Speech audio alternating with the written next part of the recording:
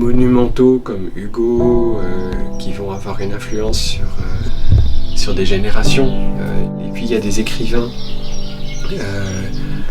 peut-être moins universels, avec une sensibilité plus particulière, qui vont entrer en résonance avec certains lecteurs, et ça va être très très fort.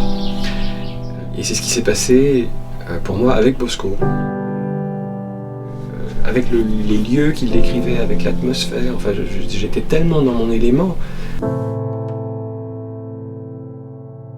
Je retrouvais tellement ce que je cherchais que j'ai pris un billet de train.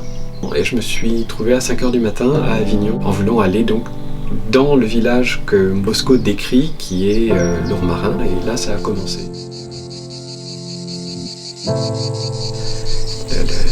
La merveille de la Provence a fait que une période de ma vie très très très très intense a commencé là.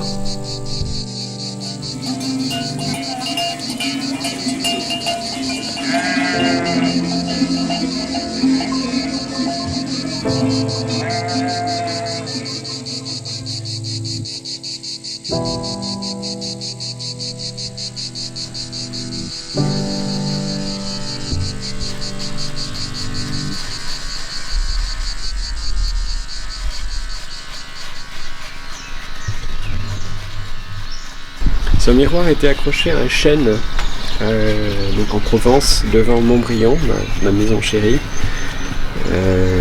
qui est une bastide du XVIIe siècle et qui est une ruine sur un flanc de colline. Voilà, c'est une grande histoire d'amour quand j'avais 24 ans.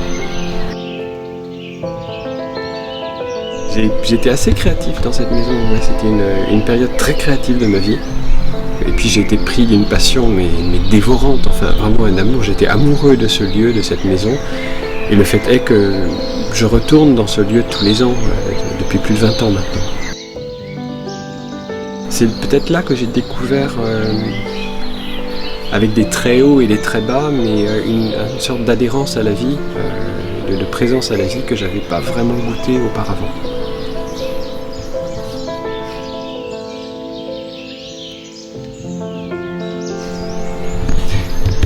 Et c'est là aussi que j'ai appris qu'un paysage comme celui-ci vaut bien une bibliothèque.